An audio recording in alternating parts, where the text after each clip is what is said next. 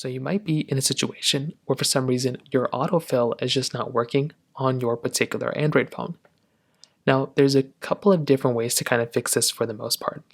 Now, number one, the very first thing I'd recommend doing here is going inside of your settings application right over here, opening it up, and you want to go ahead and find your autofill, settings, your autofill options inside of your particular phone. So what this looks like is you want to go ahead and either search for under like languages or that particular panel, or what you can do is you can just go right up here and you can just type in autofill. So wherever autofill will pop up, wherever it is available, you should be able to find it just like this. So this is an option, you can click on here. And so this is autofill forms, that's one. And there could be some options around here where for some reason you might need to go ahead and kind of adjust. So make your way over into your general management of like your language settings, and you want to see if that ends up fixing it. Now there could be a problem with the autofill application that you're using inside of your Android phone.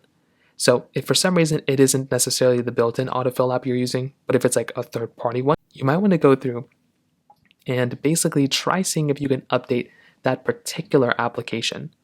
So try seeing if you can update that particular app, which sometimes that might be all you're going to have to do. There's also times where for some reason you're going to have to go through and update the actual application, like update your actual phone. So what you can do here is you can make your way over into your settings application right over here. So tap right into this panel. You then want to scroll all the way down until you find this software update panel, which is right here. So tap right into here. You want to go and click on download and install, which is right up here. And then all you're going to have to do is download and install your particular application on your device, like install your update.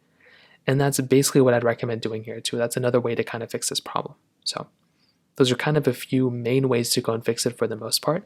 If you have any other thoughts or questions, please let me know in the comment section below. Hit the like button, that would mean so much, but definitely hit that subscribe button. More importantly than everything else, I love every single one of you guys. Hopefully I'll catch you guys in the next video. Peace out till then.